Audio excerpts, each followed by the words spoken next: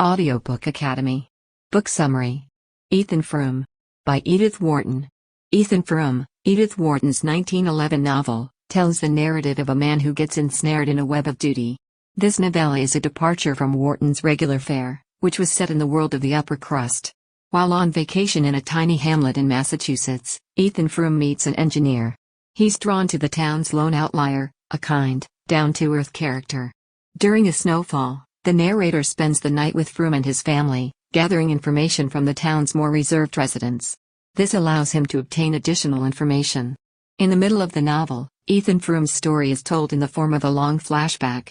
He was a kind soul who longed to see the world after leaving his little town.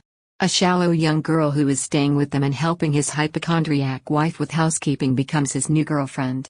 As a result of his responsibilities, Ethan is shackled to a loveless marriage. For the remainder of their lives, the two are trapped in a form of purgatory after a horrific car accident.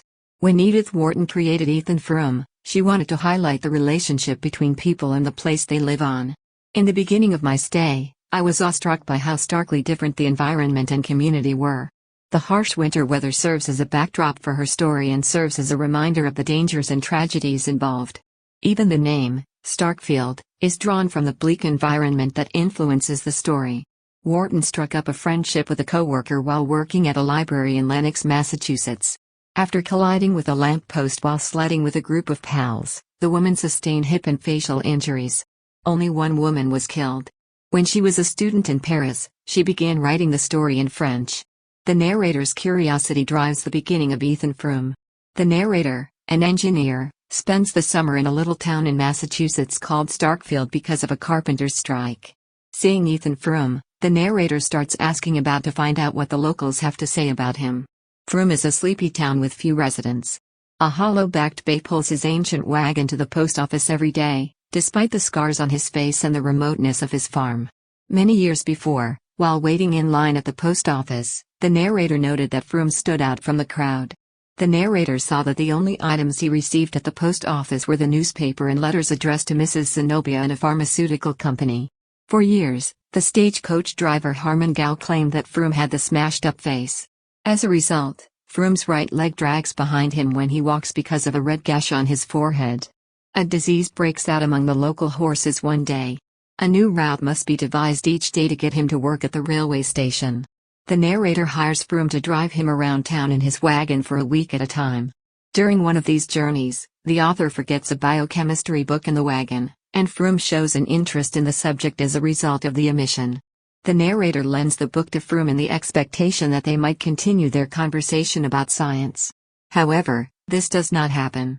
A snowfall sweeps around the globe at this time. Frome offers to drive him to work since his train is running late. At Frome's farm, the narrator learns of his recent changes in fortune. The narrator prepares for the return trip early when they arrive at his place of employment. On the way back, the storm gets worse and the horse has a hard time remaining on the road. After walking for a long time with the horse, the narrator tells Frome that he is too fatigued to go on any farther. Frome offers to host him at his home.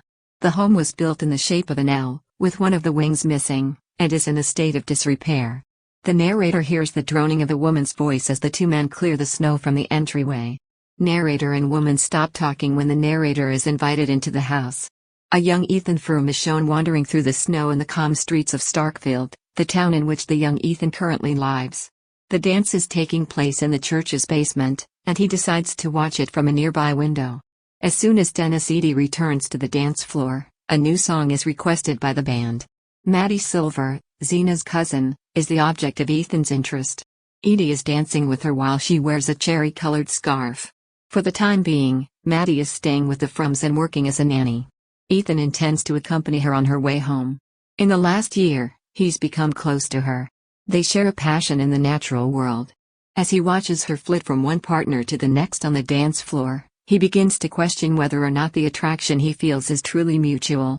A chat with his wife during which she predicted that her cousin would soon be married to Edie and they would have to get a new housekeeper because the doctor indicated she was sickly comes to mind as he waits. His mood begins to deteriorate as he contemplates this possibility. When Maddie leaves the dance, he stands and watches her go. Despite her best efforts, she can't see him since he's hidden in the shadows. Her father's cutter is Edie's best bet for a ride back home. However, She rejects him and waits a little longer. Suddenly, Frome leaps out of the trees and catches her off guard as she begins her walk home. He gets a kick out of her squeals and giggles. As they continue their walk, she places her arm around his and they keep going. Walking past the hill that everyone sleds down in the winter, Frome and Maddie meet. A young engaged couple almost hit the giant elm at the bottom of the slope while sledding, and they were almost murdered. She tells him about it. She trembles at the thought of it. When Frome is curious as to whether or not Maddie has feelings for Edie, she teases her about the next dance. Her fear is that Zena, his wife, is planning to fire her because of his probing style. His response, "I don't know," she says, perplexed. Frome won't let her leave despite the fact that she isn't the best housekeeper and has a dreamy demeanor. "So you don't want to leave us, Matt?" he asks her. She was practically in tears when she said, "Where'd I go if I did?" in a low voice. Using her tears as an excuse, Ethan places his arm around her. Zena normally leaves the key out for him at the door, so he squats down to get it. Then, it isn't. He sees a faint glimmer of light and Zena unlocks the door as the two begin to contemplate what to do. When she's feeling down, she tends to dwell on the negative aspects of her health. She's grumpy and claims she couldn't sleep last night. During the night, when she reaches the top of the stairs, Ethan informs her he intends to remain up and work on their accounts. Despite her warnings, he unwillingly follows her to bed and he believes he sees Maddie's disappointed gaze. Frome's thoughts turn to his wife, whom he hasn't spoken to since the few words they shared the night before while he loads logs for delivery to the hamlet. As for Maddie, it's something he wishes he had done the night before. To deliver the wood, Frome departs immediately after the departure of his wife and the hired worker. In his head, he's fantasizing about spending the night with Maddie. This is when the narrator relates how he met Zena and how their relationship developed. Frome asks Hale for an advance payment on the timber he is delivering. Hale, on the other hand, says he can't because he doesn't have the money. Because he didn't expect the money, Frome isn't shocked. It is now time for the villager to go about their daily business. A couple of engaged people are kissing at the base of an icy hill as Frome makes her way to her destination. When they realized he was there, Ethan smirked at the discomfort he had created. The first time Frome sees Maddie's room lit, she wonders aloud if she'll be dressing up for supper like she did on their first night together. During his daily walk through the cemetery near his home, he spots a gravestone that he frequently passes by. One of his forefathers, Ethan Frome, is commemorated on a gravestone. Endurance, the name of the man's wife, is also on the gravestone. The inscription on the gravestone reads, "They dwelt together in peace for 50 years. Perhaps things like those could be written about him and his wife one day. When Frome eventually gets home, he discovers that his door has been locked. Her customary clothing and red ribbon in her hair greet Maddie when he answers the door. Dinner is served on fine china, and she has arranged the table in a beautiful manner. The pickle dish breaks when the cat leaps on the table while they're eating. It's a wedding gift, and Maddie is overcome with emotion. The pieces are put back together by Frome, who promises Zena that she will not be able to tell it is broken until she moves it. After the meal, they go about their nightly routine as usual. For Maddie's needlework, Frome invites her to join him in the parlor. Before long, Maddie's visage appears superimposed on Zena's while sitting in Zena's rocker. After sensing his anxiety, Maddie returned to the kitchen, where she normally spends her free time. However, they soon fall back into their familiar discussion patterns, which have helped them grow closer together. She inquires about going sledding with him on the next clear night. When he reveals that he saw the engaged couple kissing, she gets a little queasy. Despite the fact that they talk about a wide range of topics, they avoid mentioning their relationship once again. Zena expresses her disliking for Frome, and they discuss her marriage chances. As for Zena, Frome places his hand on the other end of the cloth she is working on and says, "I'm not going to talk about her." When Maddie doesn't know what his next move will be, she freezes. Powell, the hired aide, sits between Frome and Maddie during breakfast the following morning. Delivering the wood was made more difficult by the sleet that fell throughout the night. The last thing Frome wants to do before they leave Maddie is to warn her that they won't have this kind of freedom ever again. To fix the pickle dish that was shattered, Frome goes out in search of glue after completing his deliveries. When he does discover it, he is ecstatic and runs home to tell Maddie. Maddie tells him in a whisper that Zena has returned and has gone upstairs to bed without saying anything to her, which deflates his pleasure. Horses are fed and put away by Frome and Powell. Once they've eaten, Frome asks Powell to join them. Frome worried about how uncomfortable the dinner will be when he rejects his invitation. Zena is still dressed in her traveling clothes when Frome walks upstairs to check on her at the house. It turns out she's sicker than they expected, and they'll have to find a new housekeeper. Despite his protests, she insists on making Maddie depart in order to pay for the new girl. Zena refuses to eat supper when Maddie informs them it's ready and goes to bed. At supper, Frome assures Maddie that everything is well. But he has no appetite because he is so enraged at Zena. In an attempt to soothe Maddie, from time to time Frome kisses her. It took her some time to come to terms with her circumstances. It is clear to her that Zena is ready to sack her when he fervently informs her she can't leave. At this point, Zena enters to have dinner and interrupts his assurances that he would find a way to keep her working. In the midst of Maddie's attempts at small chat, Frome is paralyzed. Maddie cleans up the dining room once everyone has finished eating, while Frome makes his way outside. On the other hand, he notices Zena crying and clutching her pickled dish as they pass. Maddie informs Frome that she served the cat for dinner. Angry, Zena scolds her and says they should have let her leave a long time ago. After that, Zena retires to bed, and Frome goes about the business of securing the house for the evening. The kitchen is deserted, but Maddie's message tells him not to worry, and the tobacco pouch and pipe are laid out in front of him. In his study, Frome lays a pillow embroidered by his wife on the floor before settling down to work. Afterward, he recalls a local man who had cheated on his wife in favor of another lady. This is something he believes is a great idea. To Zena, he composes an emotional letter in his mind. But if that happens, he'll be out of money and plans to flee with Maddie. It's also something he considers when he thinks of leaving Zena. He begins to weep as he realizes that his situation is hopeless. On the sofa, he cries himself to sleep. His spirits are lifted when Maddie discovers him asleep on the couch and expresses her worry for his well-being the next morning. In the morning, after they've had leftovers for breakfast, he walks outside and meets Powell, who wants to talk about Maddie's departure and the entrance of the new female. As Maddie's departure is still up in the air, Frome informs him of this fact. Upon entering the house, Frome discovers Zena eating a hearty breakfast while conversing with Powell about their upcoming departure and arrival dates. She and Maddie decide on a few last-minute details for the house as Frome watches in silence. He gets back into the swing of things after completing his morning tasks, and he and Maddie set off on their journey. With the money from the timber delivery, Frome expects to use it in their escape, but his guilt begins to take over when he meets Hale's wife, who compliments him on his care for Zena, and he begins to question his actions. And he returns home glumly. Zena is contentedly tucking into her meal during dinner and is unaware that Frome is scrounging for scraps. It surprises everyone, including Zena, because when Powell asks when he should take Maddie for a ride, Frome offers that he will. Taking the longer route to town, Frome allows Maddie to bid farewell to her fond recollections of the place.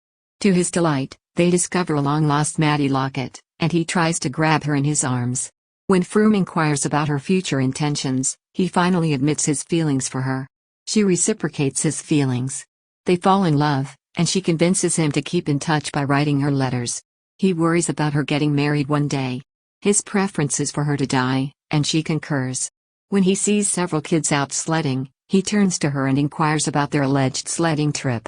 Maddie asks Frome if this is the area he witnessed the engaged couple kiss and kisses him during the second run on the sled. The two of them had yet to say their final goodbyes when she tells him she wants to shoot for the tree with him so they can die together. Because he doesn't want to live without her, he feels this is a fantastic idea. When the sled arrives, they hop on and head to the tree. He's on the verge of changing his mind, but he decides to shoot at the tree anyhow, and they connect.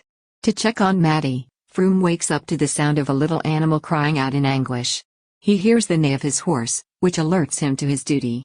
The tale returns to the church, where it left off before going back in time to observe the dance with Frome. Two women are bickering in the kitchen as the narrator and Frome enter the room. The tall, slender woman with gray hair is one of the wailing women. Unfazed by her appearance, she made her way around the kitchen without saying a word of greeting. In front of the fireplace, the other woman sat in a chair. She had a withered face with gray hair and was hunched over. As a result of a spinal condition, her lower extremities were clearly immobilized. The women are introduced by Frome. His wife, Maddie, and the immovable Maddie are the tall women. The narrator heard her whining about the cold in the room since Zena had fallen asleep and let the fire burn out. Back to the Hales house, where he had been staying before. Inquiring minds want to know his thoughts on the Fromes. Her next story is about what happened after Maddie and Frome were injured in the car accident. Zena took up their care, and they've been living on the farm together in misery for the past 2 decades. It came to a close with her saying, "I don't think there's much of a difference between farm and graveyard Fromes, except that in the graveyard, the women have to keep their mouths shut and the males keep their hands on their hips." Ethan Frome. For generations in Starkfield, Massachusetts, the Frome family has made their home for generations. In his early years, he is a sensitive young man with a deep desire to see the world outside his small community. Consider moving to the city. However, his life is ruled by duty. His father is injured in an accident while he is away at school and must return to the farm to help out. In the end, Ethan recognizes that he must stay on the farm he is inheriting and marries Zina because he doesn't want to be alone. She, on the other hand, turns into a whining hypochondriac, further exacerbating his sense of being confined. As a result, when Maddie shows up to take care of his dying wife, he is immediately smitten by her simplicity and wants to go away. However, duty once again takes over and he views death as the only way out. Instead of dying, he and Maddie are left disabled and dependent on Zina for the rest of their lives. Zenobia Frome, called Zina throughout the book, she is the wife of Ethan Frome. While originally brought to Frome's house to help with his mother's care, after her marriage to Ethan, she became into an unhinged hypochondriac who went through periods of prolonged stillness and then wrath. For this reason, when she notices that Ethan is becoming attracted to her cousin Maddie, who is staying with him, she fires Maddie and hires a new housekeeper and cook to take her place. Because he fears her, he feels compelled to give in to her demands and considers death as an alternative to a divorce. Maddie Silver, she is the cousin of Zina who has come to stay with the Fromes. She's young and beautiful. She is also a horrible housekeeper and a flyer. When Ethan eventually tells her about the men she's been having sexual relations with, she immediately returns his feelings. To avoid having to go back to her parents' house, Maddie convinces Ethan to talk to Zina about keeping her with them. Zina decides to commit suicide with Ethan because he is unable to stand up to her. While a result, she grows bitter and irritable as she is nursed by her biggest adversary, Zina, because she has nowhere else to go because she is paralyzed from the waist down. The narrator, the person telling the story. When he goes to a small town, he becomes fascinated by the rumors that circulate about the residents. On the way to the post office every day, he notices an elderly gentleman with a bad limp who seems particularly stoic. Before switching to the amorous glasses utilized by Ethan Frome, the characters' personalities are defined via his eyes. According to the narration, Ethan Frome is a beautiful narrative he heard about the tragic life of Ethan Frome, including his wife and lover, from his landlady and other acquaintances. At the Edith Newbold Jones in New York City, Edith Wharton was born in 1862. She coined the phrase keeping up with the Joneses because of her upbringing in a well-to-do household. She married financier Edward Wharton in 1885 and divorced him in 1913, having been educated privately. The social norms of the time demanded that young women of her social level marry well and spend the rest of their lives giving parties and attending balls, but she refused to conform as a teen. To improve her education, she began to study books from her father's and his friends' libraries, as well as those of her father's acquaintances. Edith complied with her mother's prohibition to read fiction until after her marriage. When she was 11, she attempted to create her first novel, and she continued to compose both poetry and fiction throughout her teenage years. She made $50 translating a German poetry when she was 15. However, despite his encouragement, the poem was published under his name because a woman of her social level was often only allowed to have her name printed when she gave birth to her first kid or died or got married or had children. She married Edward Wharton, a 12-year-old man who shared her passion of travel, at the age of 23. However, his deteriorating health and depressive state held them back. It was there that the couple spent their final years of marriage. A journalist and intellectual, Morton Fullerton, replaced him when his mental health worsened past the point of no return. She lived in France during World War I and worked with relief organizations to assist displaced people. In addition to her arduous work, she also maintained her vocation as a novelist. For the New York Times, she contributed articles and short pieces as well as poetry. Meanwhile, she maintained a huge correspondence. As a result, President Hollande bestowed upon her the honorary title of Chevalier de la Légion d'honneur. As well as publications on design and travel, she also published poems. She also penned literary and cultural critique. She has penned and published a slew of other works, including 85 stories, 7 novellas, and 15 books. It wasn't until her 40th birthday that she published her first work, a memoir. She wrote about the upper-class milieu of the late 19th century since she had lived there her entire life. For her Pulitzer Prize-winning novel The Age of Innocence, she became the first woman to receive an honorary degree from Yale University. In 1927, 1928, and 1930, Edith Wharton was nominated for the Nobel Prize for Literature. Henry James, Joseph Conrad, and Theodore Roosevelt were among her many literary and political contemporaries.